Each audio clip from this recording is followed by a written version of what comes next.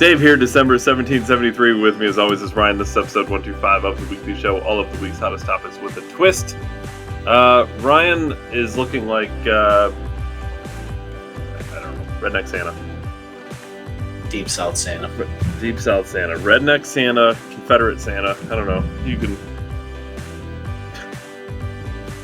I can't. I can't. Right. This is almost as good as the military hat we wore during the Russia-Ukraine war. But I said I wasn't going to take off, so I lied. This is the last episode of the year, with Christmas coming up.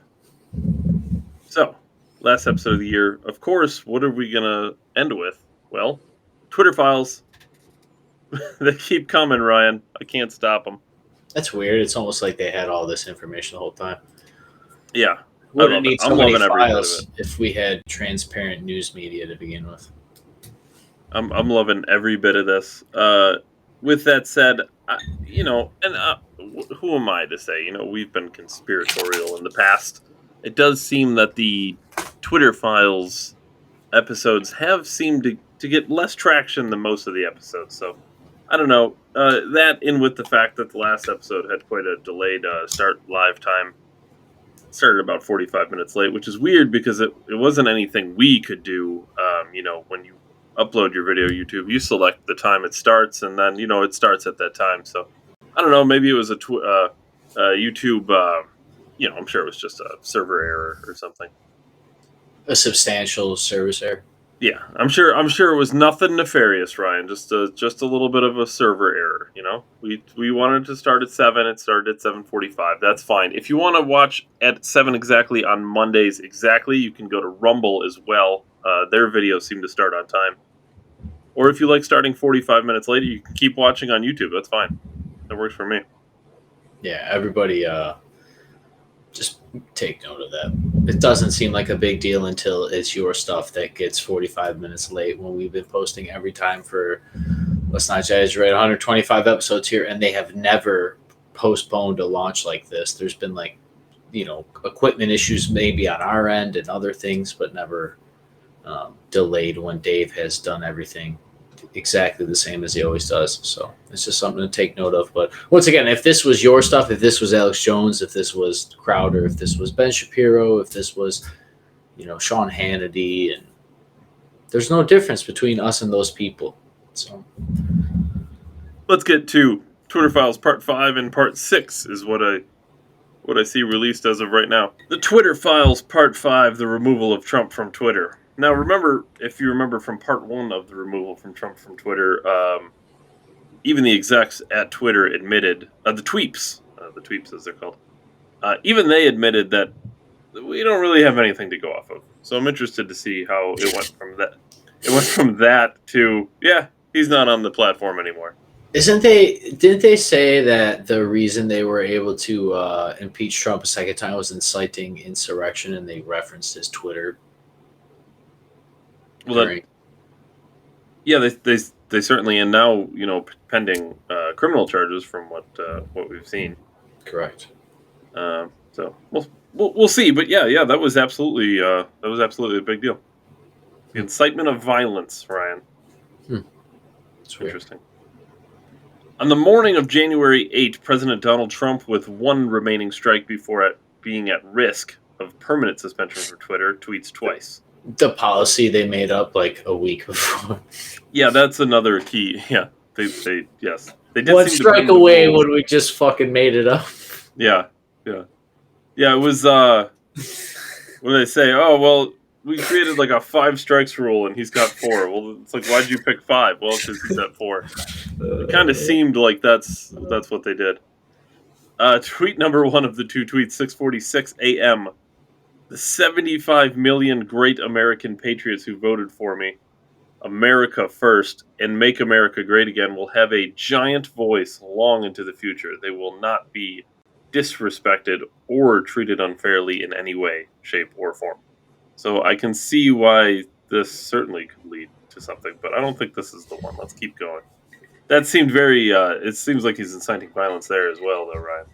It seems very patriotic to me, David. 7:44 a.m. To all of those who have asked, I will not be going to the inauguration on January 20th. Why would he? They Uh, stole for it. They stole the entire election from me. well, as we're finding out more and more how they did it. For years, Twitter had restricted calls, both internal and external, to ban Trump on the grounds that blocking a world leader from the platform or removing their controversial tweets would hide important information that people should be able to see and debate. Mm. Yeah, that's weird. Mhm. Our mission is to provide a forum that enables people to be informed and to engage their leaders directly, the company wrote in 2019. Well, that's weird. It's hard to do when you take the leaders off the platform. Twitter's aim was to protect the public's right to hear from their leaders and to hold them to account. It's fascinating to use the term right. Just point that out. I know people like to throw the terms rights around a lot, but it does seem kind of like, their speech certainly would be a right. David, it's odd to me that I hear all of this speak about how they're a private company so they can post and censor anything they want. And then here they are saying that it's a right for leaders to be on there for people to be heard. So this is I had a video a long time ago about 99% freedom, how you can't have 99% freedom. This is kind of, they're like double dipping on liberty here. It's bullshit. But after January 6th, as there's two other people who are documenting these, pressure grew both inside and outside of Twitter to ban Trump. There were dissenters inside Twitter, maybe because I am from China. Said one employee January 7. I deeply understand how censorship can destroy the public conversation. That's weird. At least the people from China understand. I'm But glad they're voices like replacing us with Mexicans and not Chinese, David. But voices like that one appear to have been a distinct minority within the company. Across Slack channels, many Twitter employees were upset that Trump hadn't been banned earlier. After January 6th, Twitter employees organized to demand their employer ban Trump. There was a lot of employee advocacy happening here, said one Twitter employee. More reason to lay off your overbloated staff. So that that just admitted that most of the staff was for the banning of Trump.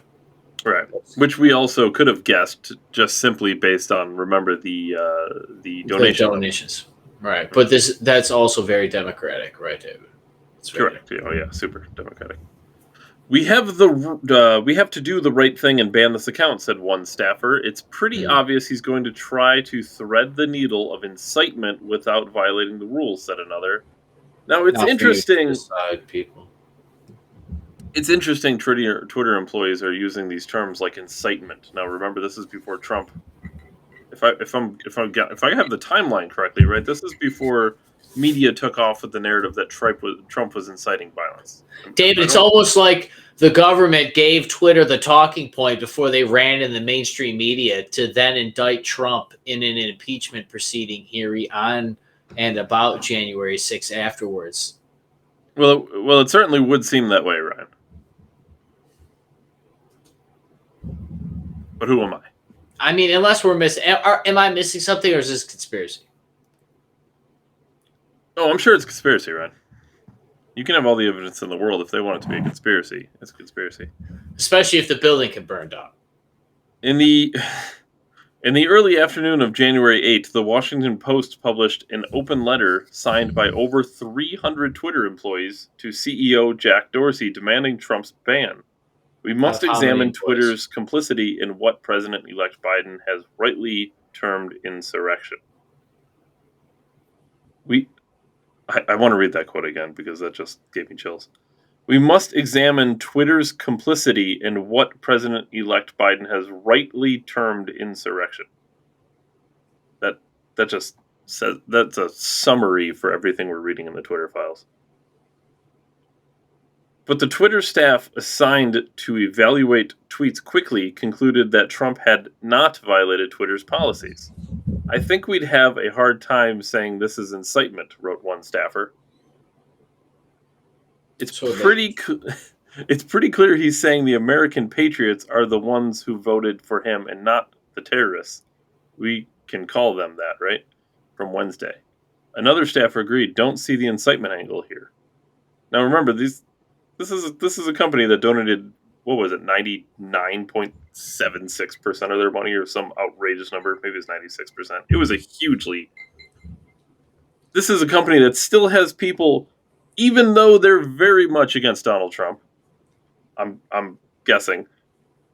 They still don't see like any of this. They're like, incitement. What are you talking about? I mean, look at the tweets that we're looking at. We saw the tweets that they were looking at when his count was reinstated. We saw it when it first happened. We had the Wayback Machine, right? This didn't take a lot of research to figure out. Nobody could figure out where they were coming up with incitement from. The government gave him the talking point, David. I also am not seeing clear or coded incitement in the DJT tweet, wrote Annika Navaroli, a Twitter policy official. I'll respond in the elections channel and say that our team has assessed and found no bios or violations for the DJT one. So, a little more insight here. It shows I'll respond in the elections channel. So they must have different threads basically for specific items. It's weird elections would be one of them, Ryan, because, I don't know. It just doesn't seem like something a private company would do, in my personal opinion, but maybe they would. But it is certainly something that lines up with that DHS video we watched. Remember when they were fighting the dis and misinformation with social tech platforms, and elections was a big point for them. This shit's so Orwellian, it's scary.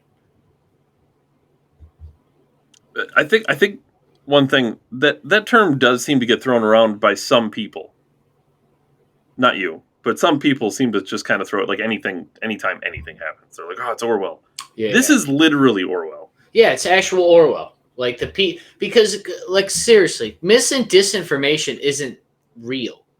Like it's not really like a thing. Like we just have speech. Like I mean, I know we're getting dorky here, but it's so important because these companies are working with the government or the companies. I don't know. I don't think we'll ever know truly, but they're in cahoots.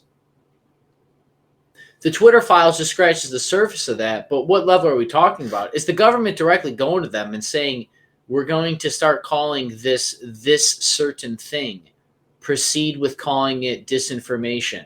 And then, like I said, they're going to cycle it on the news feed, because the media catches up to the internet. I've said this for a while now, and this is another prime example of how they could do that. So they just got to get it on the internet, then they have the news so they can get all the older people that don't pay attention to the internet.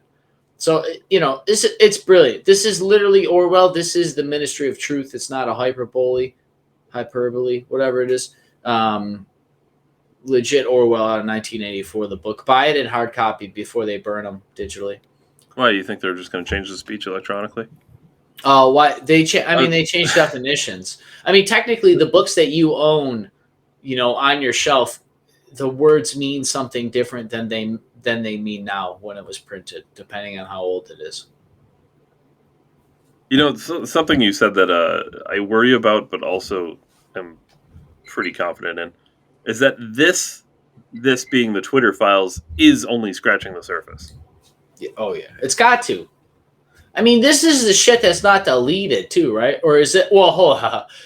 This is Elon with all the fucking nerdy dorks in the world. So maybe this is like this is post Bleach Bit and all these other servers. Well, that's an interesting question and I don't know the answer to this, right? I don't know if it was deleted and some super nerds brought it all back or what. But like, I would imagine, right? If I was doing nefarious things, and this guy Elon Musk came by, and I had a suspicion that he was not necessarily my friend, let's say, I would probably want to hide as much information as possible. Yeah, I mean, how long was the Twitter thing public before it actually happened? At least a month before Elon bought it. A long time. Yeah, I mean, think how many times it just went back and forth, too, like whether or not he's even going to buy it. Oh, he's buying it, and then it was like a week later. It's like, he might not buy it. It's like, well, I thought he was buying it already. The Trade Committee Board has denied Elon's thing. He doesn't have enough money. I do think it's weird that that they wouldn't have. I mean, how hard is it to wipe all your computers, right? Serious question, though, David. Yeah. maybe they felt the need that they didn't have to delete it because they had the government on their side to basically write them a check and get out of jail free card for any of nefarious deeds that they may or may not commit. Maybe. The other thought I had was maybe they don't actually think they're doing anything wrong. That's the scary thought I had. Well, with 300 of them, I'd also love to know how many Twitter employees there is, and if 300 of them took a tally and said we all agree on X, Y, and Z. Not that that's indicative. I made the joke about democracy, but these people, 300 people, are telling how many billions of people are on Twitter? This is what we're talking about. It's not democracy. It's no different than the Soviet Union. Once again, it's literally Orwellian. Yeah, but it's a private company, Ryan. It's not private. It's the government. Twitter, Facebook, and YouTube are all government agencies at this point. In my eyes, it's in their words, David. It's their words, like you said. We covered it on our program here. David got all the documents to bring to light and showed us the actual video that all those same people watch. We're just as educated as they are on this, and it's the government. And to your point about there being government branches at this point, like how could they not be? I mean, once you start taking marching orders from the government, like how are you not just as you are at that point? You're a subsection. That's what you are. You're a branch of the government at this point. I mean, this is even perfect, right? You always ask about what it was. It's definitely Homeland Security bare minimum because the Patriot Act invented the Homeland Security Department of the government. It made a fifth branch of the military, basically. Yeah, and not to say that these things weren't already happening behind the scenes before the Patriot Act, but yeah, I mean, But Patriot Act paved the way for them to harvest our data to even be able to have the power to influence elections and censor speech in the way they do with the help of the government. Or the direction of the government. I mean, really, what this actually is bringing to fruition is 20 years of government corruption with the Patriot Act and after 9/11 and the way they gutted our liberties. We're actually seeing the dangers that are possible, and people like Ron Paul and other people, have talked about this, that this is what we need to worry about, and we're actually seeing it. It's fucking incredible. And to go, I'm going to go full conspiracy real quick here, and I'm not saying I necessarily believe this. I don't necessarily think. Let me rephrase this. I don't believe at all that 9/11 was an inside job. But if I were to believe such a thing, the question I would have always had from the beginning, and the thing I always had questioned, which is why I don't believe it's an inside job, or I haven't in the past, is the motive. Like, why? What would be the point of the government blowing up the Twin Towers? There'd be no point at all. But 20 plus years later, seeing the Twitter files I'm just saying they had the Patriot Act written up pretty quick. Would this be enough motive? I mean, knowing that you can control the entire population, all of the narrative, knowing that media, old school media, is starting to die. We're going to get into a new wave of social media. And we're going to need a reason to control the narratives, control the speech the way we always have. I'm not saying that's necessarily the case, but I would be more inclined to believe such a thing now that I do think there would be actually a motive for that to happen. Well, bare minimum, David. If it's not motive, it's not by accident, right? Like these people, control freaks like to have control. These nerdy dorks that are good at computers probably never have been laid in their entire fucking life. So if they come across a guy like me that can get laid, they're going to be like, I'm going to try to exercise control over them any way I possibly can. And that's where all the put a mask on thing came from, even though I'm better than that asshole that works at Walmart. And he knows it. But all he's going to be able to get me with is put a mask on. So they got to exercise the power. And it's no different. This is no different. I mean, to your point about the Patriot Act and how fast they pushed it through, they had blank fucking pages. They made it up after they passed it. Like precedents were set during that altered the course of human liberty forever, And we were called crazy. I wasn't necessarily the most aware at the time. We were, as a nation, were scared. Back to your point, David, about why would you do this? Why, if it was a conspiracy, let's say 9/11 was an inside job, YouTube, just hypothetical here. If it was an inside job, what was the thing? What was it for? It was always about a proxy war to get us into the Middle East to control XYZ stuff for batteries, oil, heroin, all those things. Sure, Yeah, but and the reason I never bought the oil line was, we're only going there for oil. Well, we have plenty of our own fucking resources here. I never bought the oil thing. Why we wouldn't go halfway across the world, get into a war to control oil that we can control on our own shores. It doesn't make any logical sense to do that. There's no strategic or logical sense behind that. So I never bought that either. well, Dave, there's always been the conspiracy that the reason the Middle East is because it stayed in war and conflict, right? Because they understand. I mean, let's get real here. If you look at ancient history, they all stem from that area of the world. Even the Greeks and stuff to a way is almost the Middle East. They definitely had a way to the Middle East. The Egyptians as well, even though that's Northern Africa and Southern Europe. But like they still had a gateway. That's where Constantinople came from with the Roman Empire, among other things. The Rome of the East that fell after 1,000 years. Like there's always been that kind of conspiracy that they attack this region because they know the power of this place, and this isn't just like by accident. I don't want to say that, but it's not necessarily on purpose. It's just like this is all kings and queens. Right up until World War I, it was all kings and queens. Still, I know we're way off the rails here, but yeah, I don't know, man. The 9/11 thing, it was always scary that they just. I didn't know that they just had an empty bill till many, many years later. But the Patriot Act, I know that they just allowed them to spy on us. The NSA spy grid came from that. And then now we've seen, I wouldn't be surprised if, back to your point about how they allowed this all to happen, how they basically probably picked Twitter, social media companies, certain ones to frolic. I remember actually a long time ago when MySpace was a thing. They had the FBI, I believe, came to my high school, and they actually said that, we basically try to stop human trafficking and sex predators and everything. And, that was I graduated high school in 2009, so that was well before that. I might have been a freshman or a sophomore. Mm-hmm. And, so who's to say that they didn't let these people pick and win, and then not saying that the stocks and going public or anything, but if all the government and all these people in high positions were to cultivate their money together, they could build an apparatus to spy and control people at a global level, mind you. This isn't just like exclusive to us. This is actually the excuse Google uses for censoring speech is, well, if we don't do it, Google will just steal all our technology and do it without us. And it's like, well, why don't you let them fucking do that instead of become open tyrants? But like, this is the thing. They build these tools for global purposes. And it just happens that the American system, way of government, and the way our liberties and everything structured, that it's directly against global tyranny. It's against globalism. It's against the idea that the majority outweigh the individual. So this has always been the problem. And it did touch last week into globalism as well, if I recall correctly. It goes on. She does just that. As an FYI, safety has assessed the DJT tweet above and determined that there is no violation of our policies at this time. Later, Navaroli would testify to the House Jan 6 committee.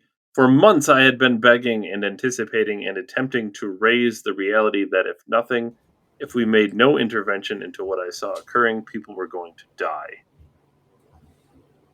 Next, Twitter's safety team decided that I love that they're called the safety team too. Trump's 7:44 a.m. tweet is also not a violation. They are unequivocal. It's clear, no violation. It's just to say he is not attending the inauguration. Yeah, no shit. I don't need some asshole at Twitter to fucking.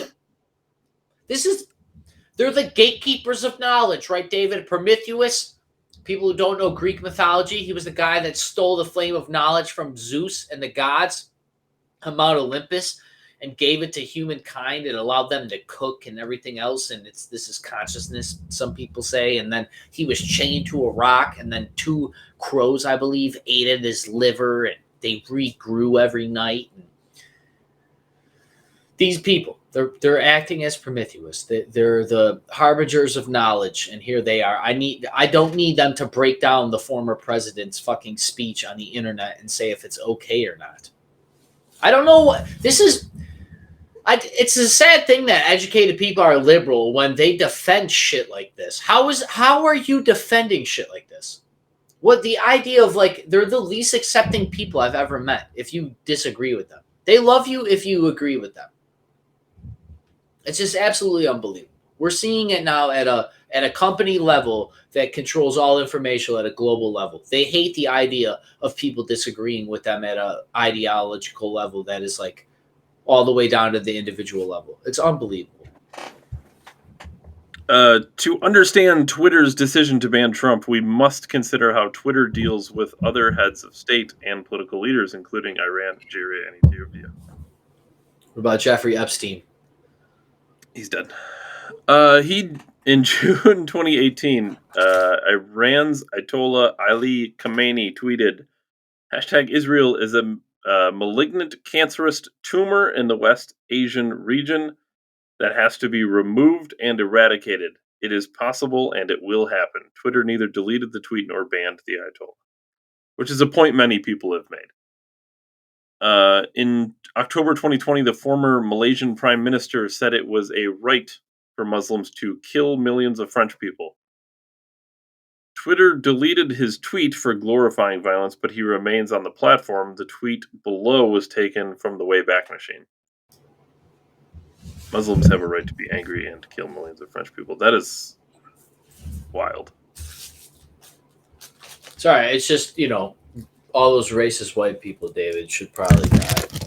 Muhammadu Buhari, the president of Nigeria, hope I got that close, incited violence against pro-Biafra groups. Those of us in the fields for 30 months who went through war, he wrote, will treat them in the language they understand. Twitter deleted the tweet, but didn't ban Buhari.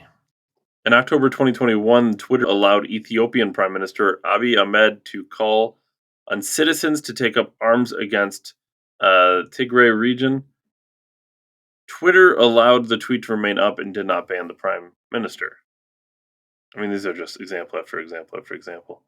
In early February 2021, Prime Minister Narendra Modi's government threatened to arrest Twitter's employees in India and to incarcerate them for up to 7 years after they restored hundreds of accounts that had been critical of him. Twitter did not ban Modi. But Twitter executives did ban Trump, even though key staffers said that Trump had not incited violence, not even in a coded way. Less than 90 minutes after after Twitter employees had determined that Trump's tweets were not in violation of Twitter's policy, here she comes, Vijaya Gad, Twitter's head of legal policy and trust, asked whether it could in fact be coded incitement to further violence. Remember, fuck her. Remember, what they got Trump on was potentially in the future he could do something. A few minutes later, Twitter employees on the scaled enforcement team suggested that Trump's tweet may have violated Twitter's glorification of violence policy if you interpreted the phrase American patriots to refer to the rioters. Remember, changing definitions. You brought it up earlier. He literally said 75 million Americans that voted for me? There wasn't 75 million Americans at the fucking Capitol that day, David, because if there was, there'd be a Donald Trump presidency still. I assure you. But you could have interpreted it that way, Ryan. Things escalate from there. Oh, good. Members of that team came to view him as the leader of a terrorist group responsible for violence deaths comparable to the Christchurch shooter or Hitler, and on that basis, and on the totality of his tweets, he should be deplatformed. Yeah, you remember when they said that the Gadsden flag is a symbolism of terrorism and 3%ers? Yeah, that's weird. When the Homeland Security Department classifies certain things that are highly patriotic in the certain very specifically the things they use is all like pro Second Amendment, pro-patriot groups, early Christianity. I'm sorry, did you say the Department of Homeland Security? The same DHS that was meeting with big tech platforms? Yeah, well, Jack Dorsey said he probably unrelated. solely is responsible, so I'm sure he's going to go to prison for violating millions of people's, due exercise to fucking that's really actually the shame of the Constitution is we don't have the right of information. Well, we should have the right of information, right? Through the right of speech.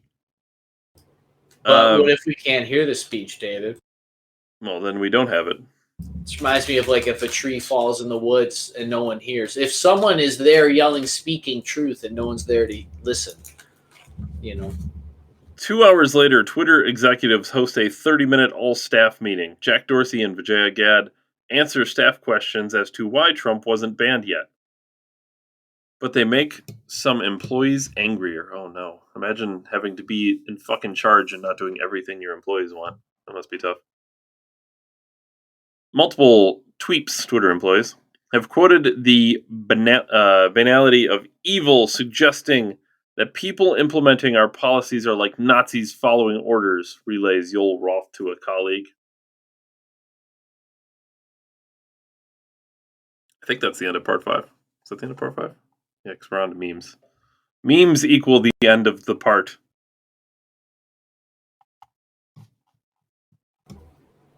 That Trump meme was great. It's beginning to look a lot like I told you so.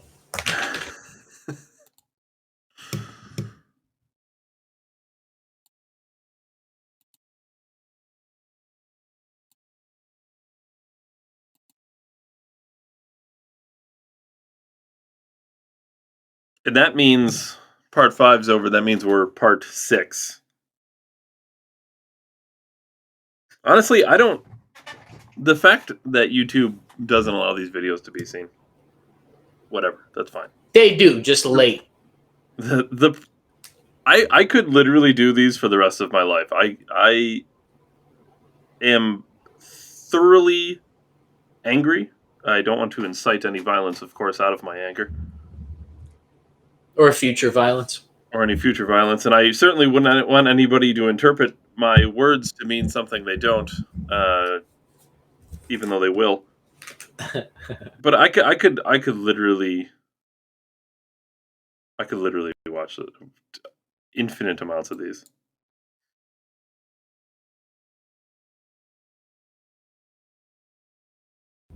Saying "I told you so" at a federal level will never get old to me. All right, so we're on to part 6. The FBI subsidiary. Whoa, what is going on here? Strange start to it. I don't think that's part of it. The Twitter files are revealing more every day about how the government collects, analyzes, and flags your social media content. Twitter's contact with the FBI was constant and pervasive, as if I were a subsidiary.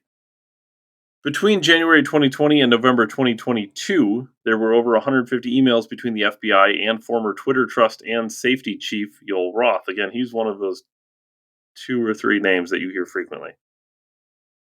Some are mundane, like San Francisco agent Elvis Chan wishing Roth a Happy New Year, along with a reminder to attend our quarterly call next week. Others are requests for information into Twitter users related to active investigations. But a surprisingly high number are requests by the FBI for Twitter to take action on election misinformation, even involving joke tweets from low follower accounts. The FBI's social media focused task force, known as the FTIF, created in the wake of 2016 election, remember we talked about this, swelled to 80 agents and corresponded with Twitter to identify alleged foreign influence and election tampering of all kinds. There was no foreign influence, David. It was the fucking... It was domestic influence. Our own government is spying on our civilians about information about elections, and then they censor it in the name of censorship because of foreign actors and interventions in our elections when they're the ones spreading the fucking information and allowing it to fester. I'm sorry. No, I mean, it's right. It's aggravating. It's fucking aggravating. I gotta we walk. Do you realize we go to the store with people that don't know this? Have you thought about this hard enough? Ryan, you know what I'm going to do? Everyone needs to do this because obviously this information isn't getting out the way it should. Ryan, you've always taken the approach that you absolutely need to talk history, politics, and religion. And I've seen you in action. Random person.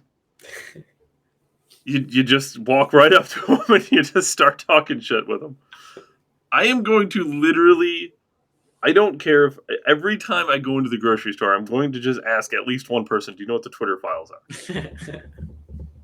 Have you read? I'm just going to walk up to a random person, hey, do you know what the Twitter files are? And if they say no, I'm going to say, get on your fucking phone, go on Twitter and read through find Elon Musk, go through the Twitter files. I don't even care. I don't give a shit what party you belong to. I don't care what your beliefs are. Read it. I want to know what you think about it. Yeah, how okay are you with the fact that the government is controlling people's speech? I never want to hear that social media is a private company again when they're literally an arm and the authority of the federal government about the most important thing. The pen is mightier than the sword, and they're taking the pen. They're taking the pen. Well, they are the pen and the sword at this point. Like, at the end of the day, this Twitter shit is backed up by guns.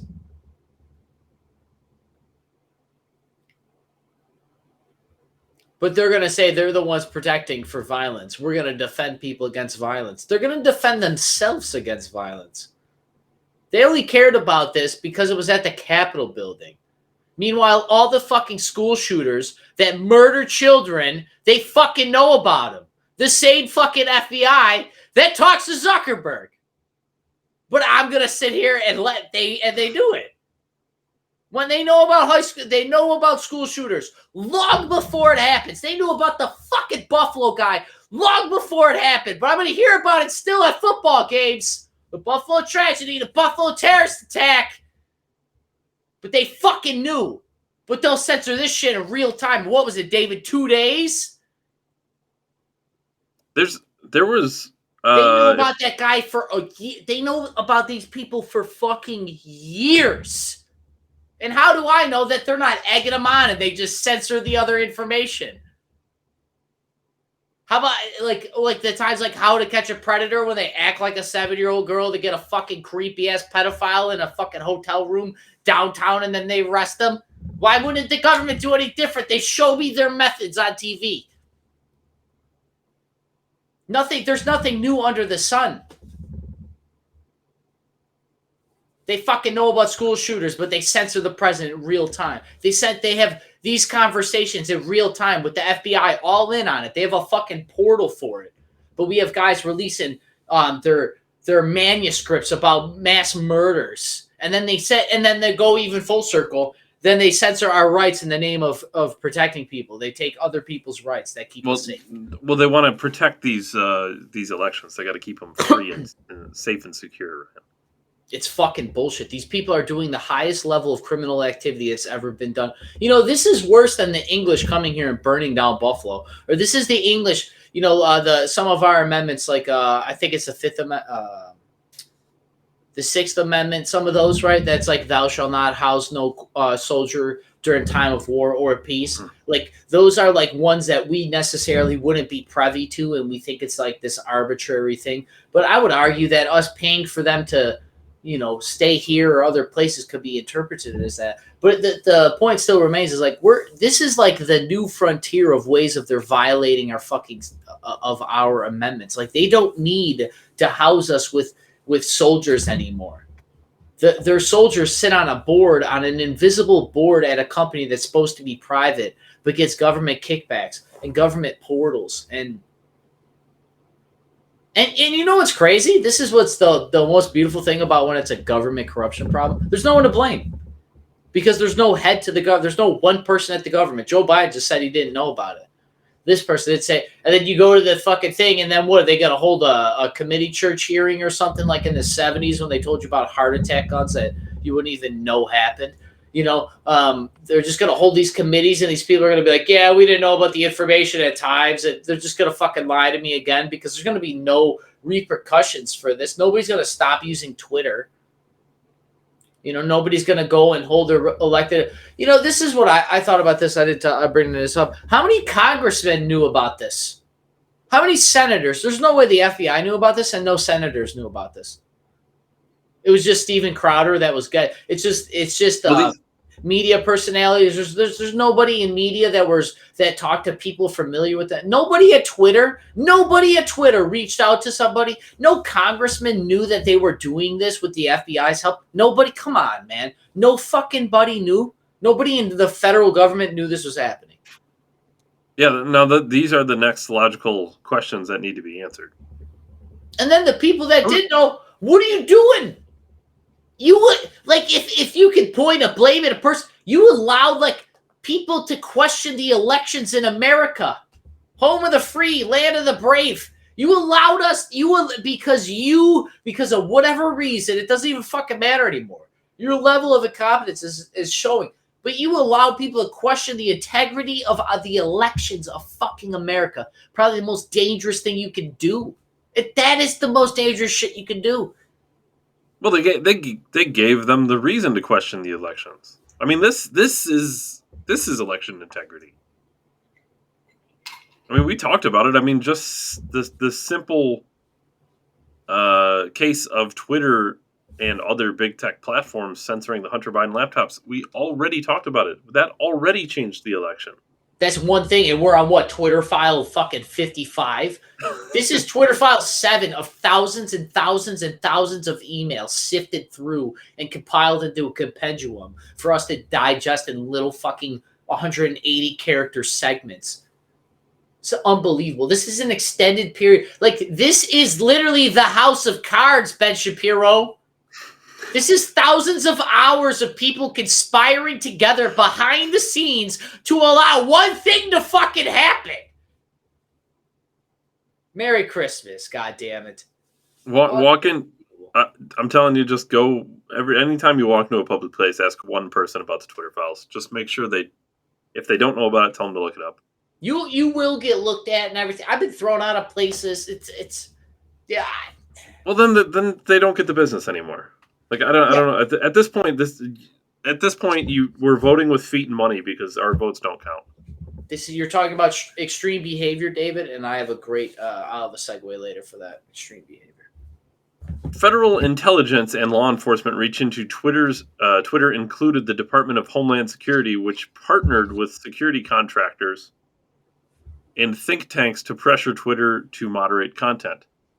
It's no secret the government analyzes bulk data for all sorts of purposes, everything from tracking terror suspects to making economic forecasts. Oh, that's weird. Where do they get that ability from, David? Oh, I'm sure they just, third party. The Twitter files show something new. Agencies like the FBI and DHS regularly sending social media content to Twitter through multiple entry points, pre-flagged for moderation. What stands out is so before it's posted? That's correct. So when you talked about, geez, it only took 2 days for them to fight. It's faster than that. It's before it's posted. Pre-flagged information. So actually, when my screen says it's posted, it's a lie. Well, it's on your phone, when you click post, it's not actually posted because it's got to go through the filters and the bandwidth. Yeah, don't miss what's happening if you allow it, you fucks. Unbelievable. What stands out is the sheer quantity of reports from the government. Some are aggregated from public hotlines. FBI El Paso election day protocol for FBI headquarters is to stand up a national election command post which provides a centralized location. What is this? Protect your vote. You're at. Oh, why? I shouldn't have to protect my vote if we have secure elections. Yeah, no, that's your job to protect my vote, government. It's not my job to protect my own vote. Dude, it's crazy they leveraged capitalism on a problem that's literally created, fostered, and then solved by the government. Yeah, it's a private company. Oh, really? 2/3 of the staff fucking are ran by government fucking special agents from an FBI building somewhere in the country. Jesus Christ. An unanswered question. Do agencies like FBI and DHS do in-house flagging work themselves or farm it out? You have Nobody to knew about this. How long does it take to set up fucking FBI agents on a port? I'm sorry, David. I have You- so many. it was- I have so many questions. I'm sure it was a small group of people, that's all. Yeah, just a couple people familiar with the matter. You have to prove to me that inside the fucking government you can do any kind of massive data or AI search, says one former intelligence officer. Former. I wonder why he's a former, not a current intelligence officer. He's probably fired after asking the wrong question. Hello, Twitter contacts. The master canine quality of FBI's relationship to Twitter comes through in this November 2022 email, in which FBI San Francisco is notifying you it wants action on 4 accounts. Twitter personnel in that case went on to look for reasons to suspend 4 accounts. Hold on, I'm sorry. They went on to look for reasons? I'm sure including they were super big accounts, David, that had at millions of- Frama, whose tweets are almost all jokes, see sample below, including his civic misinformation of November 8th. I'm sure it's getting thousands of retweets, David, like hundreds of thousands of retweets. It's just going candy. Well, 3 Okay. and 25 likes. 3 retweets, 25 likes. So. He's just a loser. He's just a loser making content that's dumb and pointless. Oh, Poo Poo Diary. I was actually told I do Poo Poo Diary stuff this past week. Insulted. Just to show the FBI can be hyper-intrusive in both directions, they also asked Twitter to review a blue-leaning account for a different joke, except here it was even more obvious that Claire Foster, PhD, who kids a lot, was kidding. A blue-leaning account, like Democratic? Yeah. Anyone who cannot discern obvious satire from reality has no place making decisions for others or working for the feds, said Claire Foster when when told about the flagging. Of the 6 accounts mentioned really in the think previous, the federal government gives a fuck about being objective. It's No. they like if they're censoring speech, don't go ahead, dude. I'm sorry. These people are so fucking smart. They can fucking do all this shit with the computer, and they're like, this seems really wrong. Seems you couldn't tell anybody. You couldn't fucking call somebody. You couldn't contact a journalist. You're just sending text messages to each other. Are you fucking serious? These people should be tried for treason. This is insanity.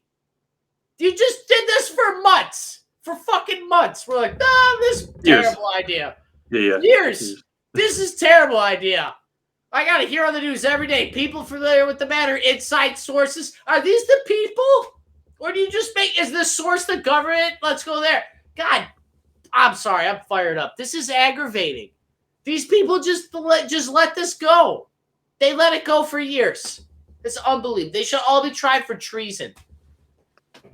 Of the 6 accounts, question the fucking free elections of the earth, and you've known that it's been going on, sowing the very seeds of the discourse that you allow to happen, and then you censor the guy. You say he's gonna go to jail. You want to fucking put a former president in jail when the current government is doing shit worse than Watergate.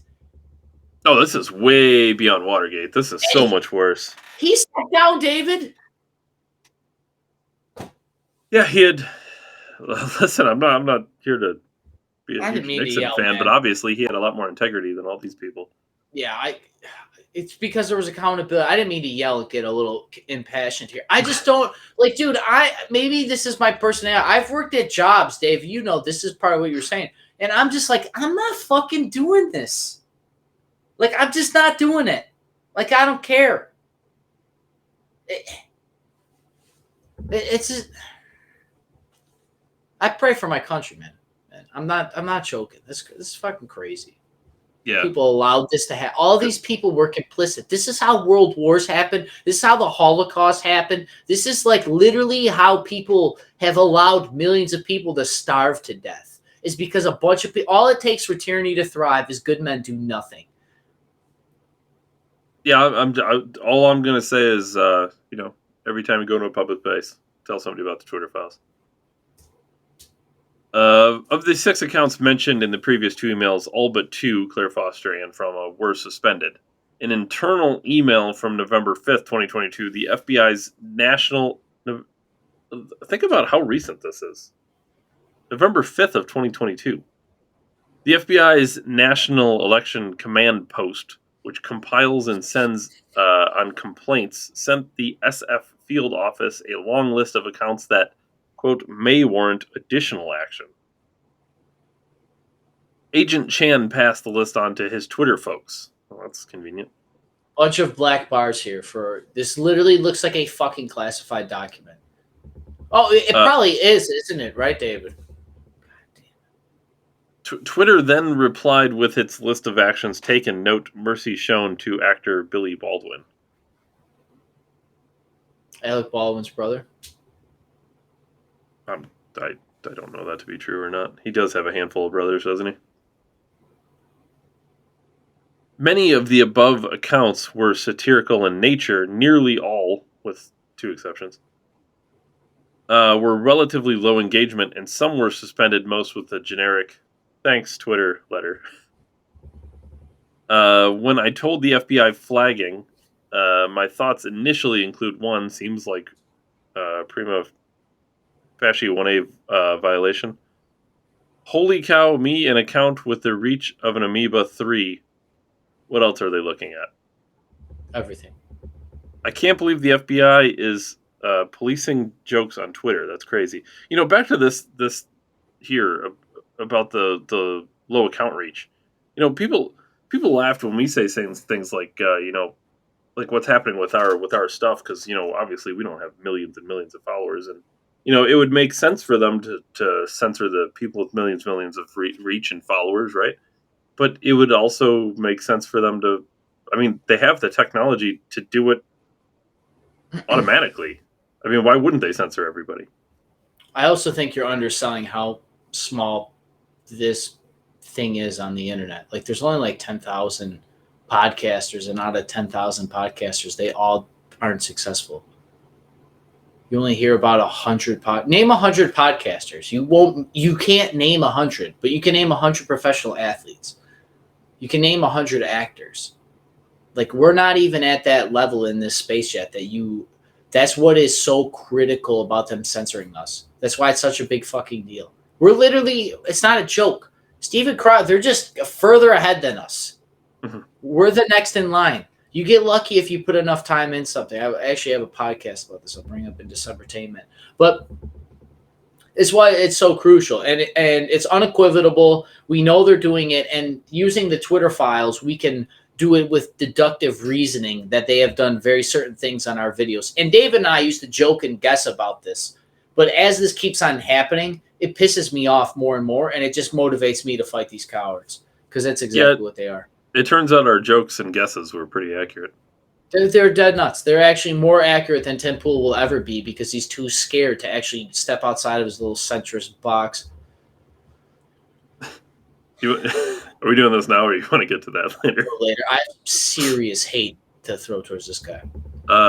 In a letter to former Deputy General Counsel and former top FBI lawyer Jim Baker on September 16th, 2022, legal exec Stacia Cardile outlines results from her soon-to-be weekly meetings with the DHS, DOJ, FBI, and the Office of the Director of National Intelligence. More and more getting involved. The Twitter execs. That would be what was classified as the swamp, correct? The Twitter exec writes she explicitly asked if there were impediments to the sharing of classified information with industry. The answer, FBI was adamant, no impediments to sharing exists.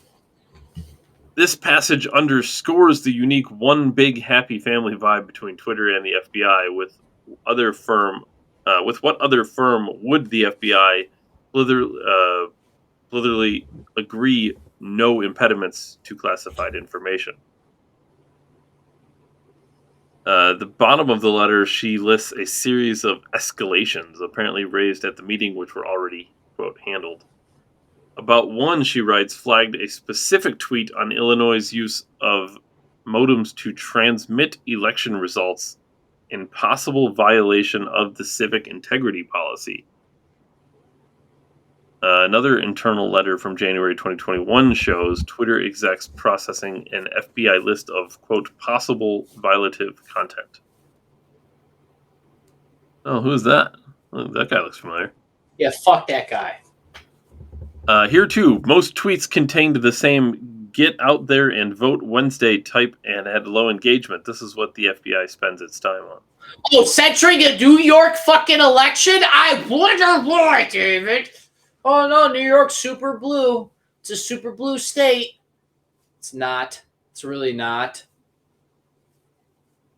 In this March 2021 email, an FBI liaison thanks a senior Twitter exec for the chance to speak you and the team, then delivers a packet of products. Packet of products. Hello, Twitter contacts, the Master K9 quality. Who the fuck is Master K9? FBI's relationship to Twitter comes through in this November 2022 email, in which FBI San Francisco is notifying you it wants action on 4 accounts. It's like they're just target. It's so crazy how they're like. I feel like we just read that. Why did it go back to that?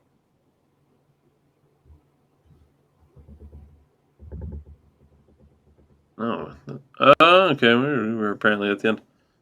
Twitter exec writes explicitly asks impediments now. Okay, yeah, that must have been the end. Very strange.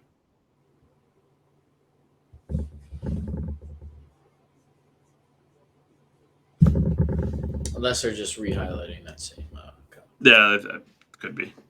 Yeah, that's crazy. I didn't mean to throw you off the rails there a couple times, David, but no, I think all the rails are connected, Ryan. That's the thing that's important. It's just I'm only going to be able to sit here so long without getting. It's not that it aggravates me, but I do find it insulting and I take it personal. And I also at this point, it's offensive to me to walk around and to see how many people actually don't give a fuck. And then I'm the one that's perceived as crazy when any any actual adult that understood anything would be like, this isn't okay. Well, we need 2 things then, Ryan. We need one, we need to explain to people why they should give a fuck, and 2, we need to get more people who see it. So that's things like this show here, right? This is where the explanation of why you should be mad happens, right?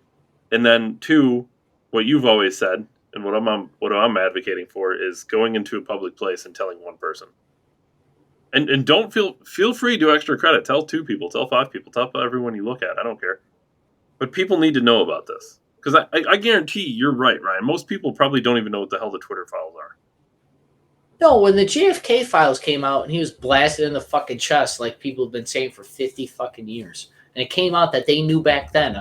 I have a video on my Facebook. I was mad about it then because I was like, what else are they lying to me about? They lied about assassination on a president. And here they are. And again, you can get into the motive discussion there. Why would they lie about it? Well, my history teacher back in high school, not that they'll make history teachers like this anymore. Mr. Workala, God bless his soul, dude. He's still alive, but seriously though, I'm just lucky to have people that are old. He was just the way you rest in peace. He's still alive. Yeah, he said that he thinks the mob killed JFK because his dad sunk a couple boats in New York City's harbor when he was a mayor there or something. Yeah, I mean it's not a debate anymore. It was Ted Cruz's dad. I seen him there with El Chapo. I was there myself. I tried to stop him. I really did. He was just a tremendous runner. I could have stopped him, but I am the second fastest man on earth. He was the fastest. Trump's not good at everything. All right, I got a uh, couple. yeah, Twitter file. I mean, when the Twitter files are done, and I don't know when they'll be done. There could be 50 parts for all I fucking know, and I hope there is. We'll do a recap on what it really all means, and we'll continue talking about it in the meantime. But yeah, until then, I think that's gonna be our show, and then whatever you have, because I'm just so absorbed in the Twitter files. I really am. It's just so fascinating to see all the shit we were right about. There's nothing new under the sun, David. Government corruption is government corruption. It will always be. It's just they adapt to the technology. Speaking of adapting to technology, I'm really curious on why a building in New York City that holds evidence doesn't have it backed up on a digital computer. Apparently, There's hard evidence too. There's some evidence building burned down in New York City, and basically all of the shit inside is junk. It's all gone. So now what you would do if you wanted to deep dive this story, right? If you wanted to look further into this, there has to be a log somewhere of what all the evidence and all the people's evidence that were in there, right? Like for what files. And then all you really need to do is look for a name that kind of stands out. Because I guarantee there's somebody in there, at least one person that's got some pull. Dude, well, how old is some of that evidence? It was like with robberies and murders. They keep evidence literally forever. Yeah, so it's gone. It's not forever if it's burned. Well, they try to keep it forever. How many murderers will walk free? I'm going to go on a limb here, conspiracy limb. Somebody torched that motherfucker. And I would argue that it would be someone very elite. I'm blaming Trump.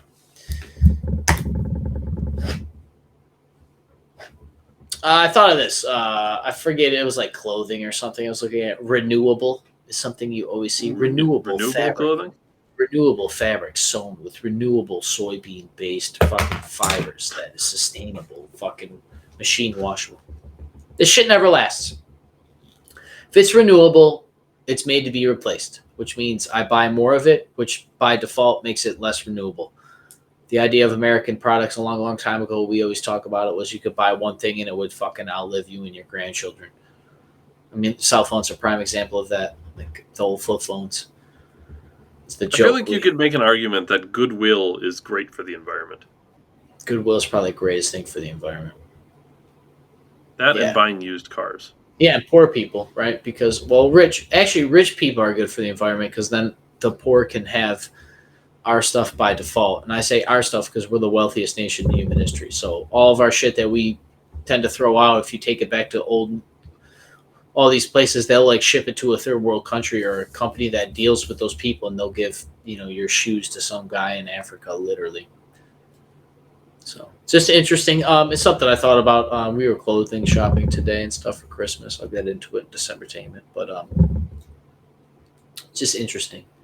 You buy more of it, it doesn't make it more renewable. If I have to buy 3 pairs of jeans the same color over the course of my life instead of 1 or 2.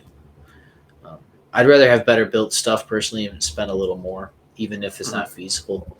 I understand in the world that we live, everything else is going up. But when we make these renewable technologies, a lot of time, it's not cheaper. It's more expensive.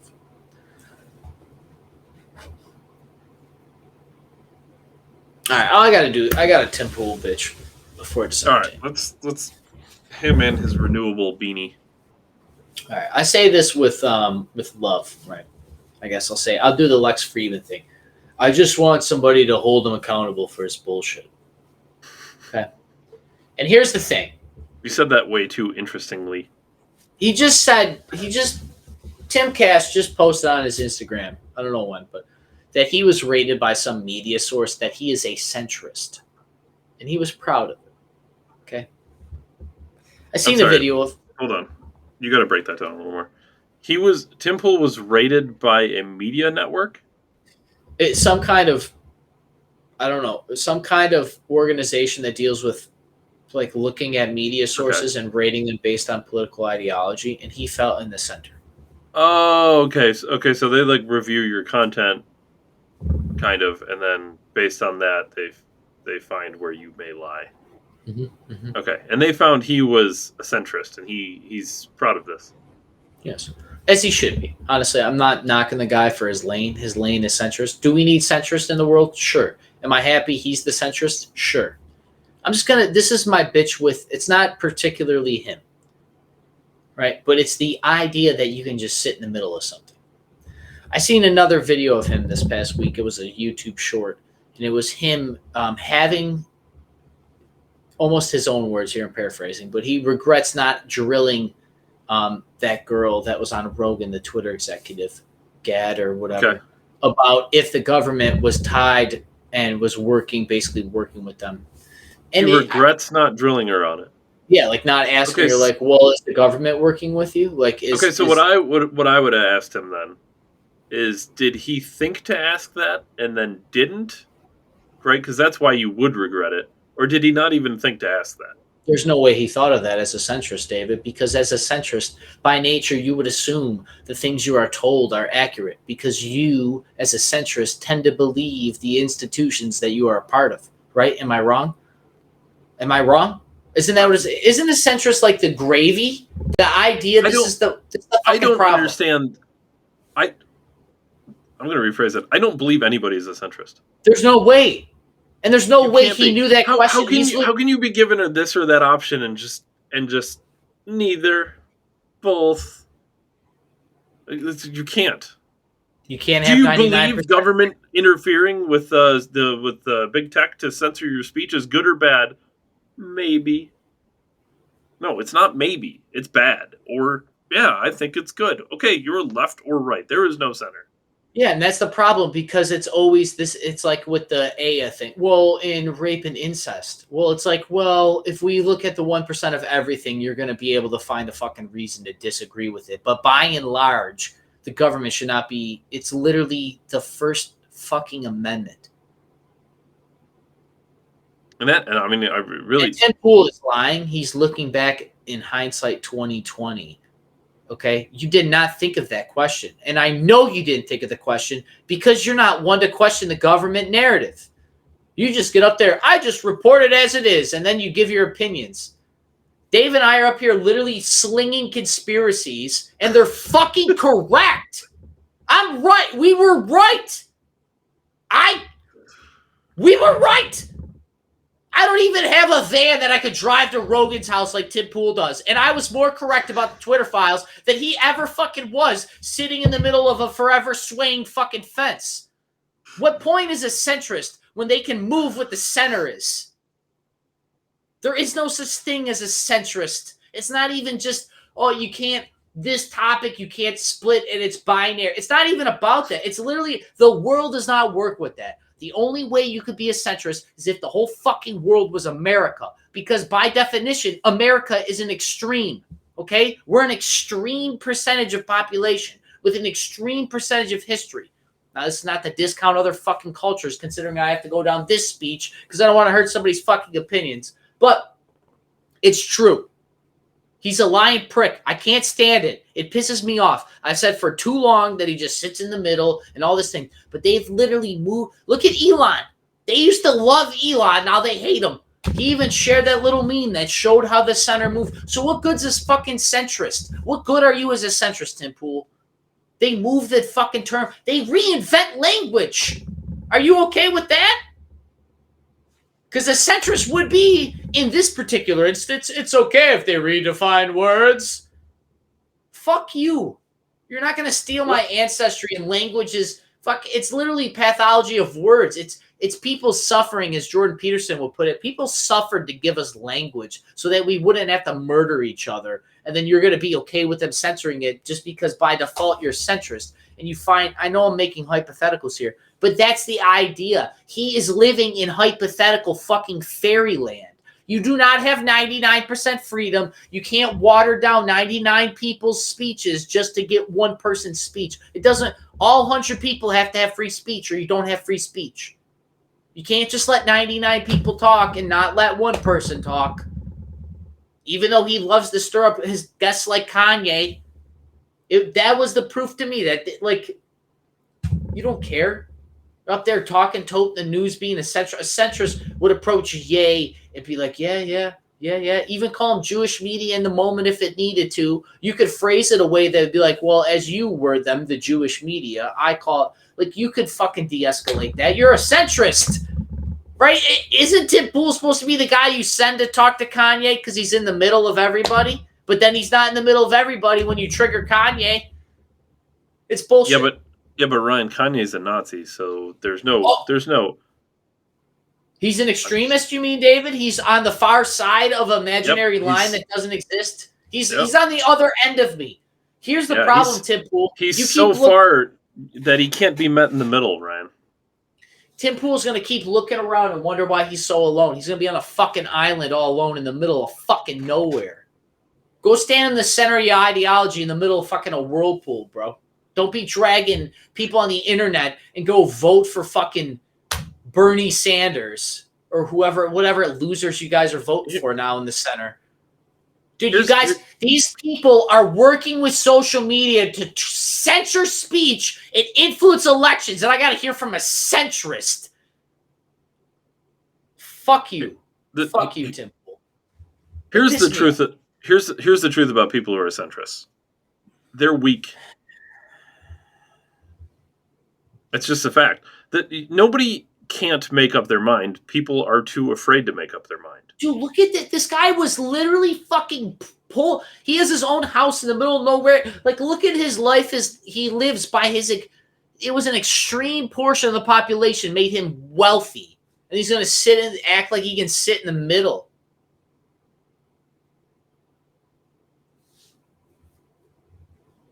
It's not right. It's not right, man. You think Thomas Jefferson was a centrist? You think none of the founding fathers were centrists? Do you think fucking Martin Luther King, David, was a centrist? Mother Teresa? Yeah, I can imagine Martin Luther King as a centrist would be interesting. Was Jesus a centrist? Was a Buddha a centrist? What are we fucking talking about? What are we actually talking about? For a guy trying to change shit? The greatest leaders throughout history have not been centrists. The only thing when I say greatest leaders, I don't necessarily mean good or evil. I just mean in general people who've been able to lead a movement, whether it's a bad movement or a good movement. Regardless, they were never centrists. They could never be centrist because, like I said, to be a centrist, you have to be weak, and to be a leader, you have to be strong. You have to not only have a side and pick a side, you have to stay with your side, and you have to be able to persuade people that your side is the side worth choosing. And how do you do that if you're always in the middle, trying to make peace? Can't. Well, that's like, once again, you can't. You're going to make peace. You're going to be a centrist with a communist. His idea of centrist is corporate communism. That's what we have now. I'm glad you're a centrist, though. It doesn't benefit us, we the people, right? He's the guy that talks about income inequality, right? He literally is. He's one of the guys on the internet steering people's political opinion. I gotta run into these retards at the store. Ooh, I only got vaccinated to protect my grandma. Oh, isn't that nice? Dumbass. You think the fucking pharmaceutical companies and the government give one flying fuck about you and your grandma? They want to take all your money.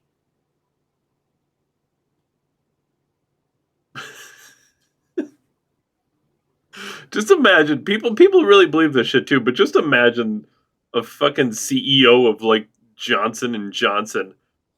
Dude, those guys were caught. Tim's grandma died last week. It's a damn shame. They had to pay billions out in talc powder, and I'm supposed to believe the same fucking organizations. And you really think your business, or the only reason businesses cared about is because they got PPE money? You think your local fucking 7-Eleven cares if you're killing grandparents? They don't. Do you remember the joke before COVID? Oh yeah, I know you're sick on death's door, but you still coming in today? It's insane. Yeah, I know we got 35 feet of snow, but you're still coming in, right? Mr. Centrist up there is going to literally bankrupt the country morally because you guys you're so worried about staying even keel and keeping the peace. That's not how decisions work. It's literally a war. They censor your First Amendment. You want to play centrist with them. I'm glad you got your little validation from some fucking third-party news source so that when you get fact-checked, you can keep your internet videos up there, Tim Pool. That's how you sell freedom out. That's literally selling freedom out, in my opinion. Yeah, honestly, I'd rather say the shit we say and nobody sees it. We could do a stupid centrist channel and fucking interview dumb people about stupid shit and get fucking views. I don't care. That defeats the purpose. What's crazy is he's in a league of his own. You know, like he's already broken through like that glass ceiling. So it's not like he should have listened to me. Obviously, he's doing the right thing and all that. You know, this isn't like hate towards him. This is just from what perspective is he doing the right thing though? From a I want to grow my channel and get views perspective. Sure, yeah, great job. Yeah, but it's like nobody's there to hold him accountable to his bullshit. Like I said about the joke with Lex Friedman and Kanye, because that's at the end of the day, that's what it is. Because I feel, dude, I supported you. I fucking supported you for a long time. And then, like, dude, you can't be a center after seeing all this stuff. It's just impossible. You might be center as far as like covering the news with an E, maybe, but like he is the famous. I'm the famous fence sitter. You just sound like a fucking government agent now. You literally, you could be the FBI. Is he only publicly centrist? That's another question worth asking. Well, that would undermine his credibility as a journalist, wouldn't it, David? Well, that would certainly also lead to my point, though. Like, if you privately are like, oh, man, I can't believe they're doing this shit on Twitter. And then publicly you're like, well, you know, to be fair, he did act like a terrorist and incite violence. It's like, well, fuck, come on. We know what they're doing. These people are creeps. They know what they're doing. I know what they're doing. Dave knows what they're doing. Our audience knows what they're doing. And we've been more right than Tim Pool has been by us just making crazy accusations because we can see the path that government takes when you give them this kind of power, which is why you can't be a centrist against people that are known authoritarians that are corrupt to the very fucking core. They will sell everybody you know, everything you own. They will sell your country underneath your feet. We will be invaded from our own soil, and not even know our own country, like our forebears told us, because of centrists.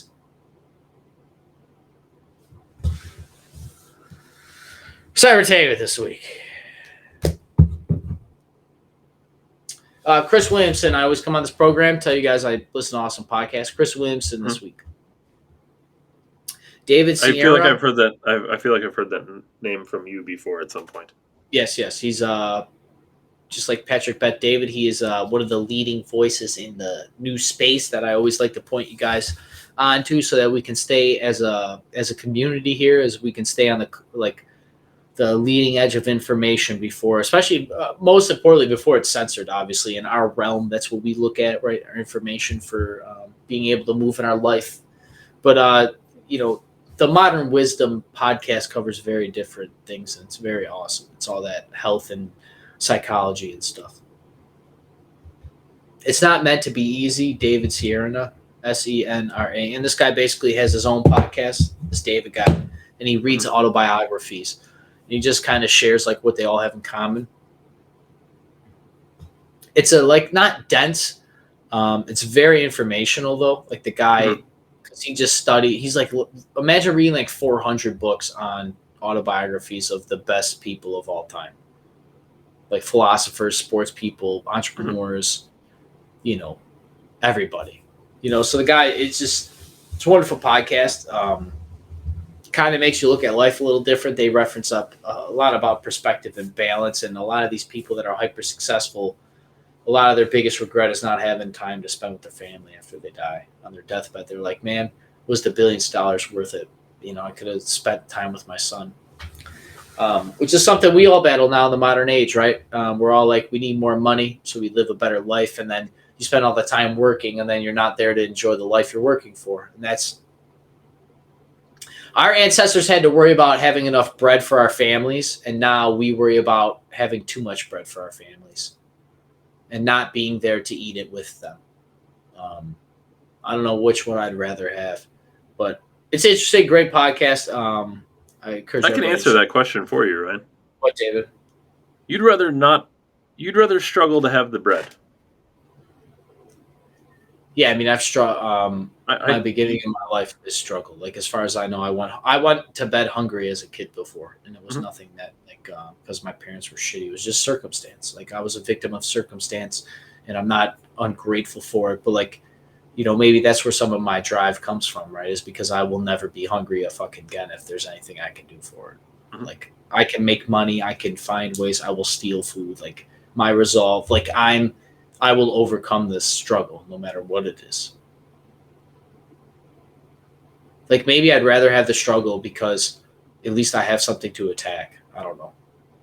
Like if I know there's yeah, something that needs to, there's a lot to be said about that. which is also like my double-edged sword is like because I don't come from a lot when I hit it like when let's say I've hit middle class, Mhm. in my life and I didn't come from middle class living. So like it's almost like I can get content very easy because I live better than most of my family has ever lived. So like in my eyes, I've basically won, even though I'm fucking 30, and I have to keep it. Not only do I got to keep it up, I want to keep growing, right? But Yeah, it's middle easy. class is never the goal, right? No, no. The Keep, the goal is that my family is upper class for the rest of its last name's existence. Really, right? Your legacy. I mhm. want my kids to be rich, and not have to work and build businesses or rental properties or fucking travel, whatever. And that would be earned obviously, but the point still remains is like it's easy. I actually caught this in some of my jobs that I got complacent and I was fired at the dealership, for example, because I was just like, oh, I just want to make 40 grand because 40 grand was this number that is more than what my parents make. So I thought, oh, I'm winning. But really, in the grand scheme of things, 40 grand is still broke. You're still paycheck to paycheck sometimes, depending on your Mhm. lifestyle and all these other things. But now it's like, once again, I hit middle class. Like it's very easy for me to be complacent, and I can't. I almost won't let myself be complacent because I know the way I know thyself, right? I know that I'll take days off if I'm allowed it. So I just try to keep hammering. Which is why, David, tonight I was late. I'm fucking burning everything on all ends I can. I'm literally just trying to get as much shit in the bag as I can. So I wouldn't want my daughter to starve though, which is the odd thing. I'd be willing to go hungry to feed my kid, Sure. you know. Yeah, of course. But I don't know if I would let my family starve. Like this is the old. I always said people sell you out for a loaf of bread during COVID. That's why people sell you out a lot of times. They're kids, and there's no hard feelings. But um, yeah, I'll have some podcasts. I know it's long winded, but um, my last entertainment here before we get out of here, and I want to send before we get to the Bills game here. I want to send well wishes to you, David. Happy New Year, Merry Christmas. God bless you guys and all that to you, your family, your extended family, the girl's family, the kid, Definitely. and to all of our viewership and our community here, December Entertainment. Hope December Nation. I hope you guys have a good holiday and stuff. We won't be back till I don't know the date, but we'll be back after the New Year, even right, David? After the Yeah, first. I'd imagine it would. Yeah, at this point, it'll be after New Year. Okay, so we'll see you guys after the New Year. So, New Year's and all that, and well wishes. But yeah, it's just been cool. I want to kind of do, I had a plan to do like maybe breeze over some of the hot topics over the last year of filming or the last calendar year of 21 to 22 or 22, 23, however. Mhm. Um, and just kind of break down some of the things we've seen because it's important to, once again, always document stuff. But yeah, with that being said, Bills game yesterday was fucking awesome, man. The Bills beat the Dolphins like down to the wire, field goal victory at like the 20-yard line or whatever, and started snowing. It's awesome. Uh, we don't got to go crazy into the game. Obviously, we're running long already. I just want to make one reference about the game. The Yeah. snowballs on the field, David. People throwing snowballs. It's a huge controversy right now. People are bitching on the internet. I've been making fun of people saying that they take football too serious. I've heard that they made Buffalo look like the laughing stock of the football nation. We've thrown dildos on the field before, so I mean, a snowball seems pretty tame. People break fucking tables in the parking lot at Yeah, like this enough this to the sell. snowball is the tamest thing somebody in Bill's Mafia does. It's just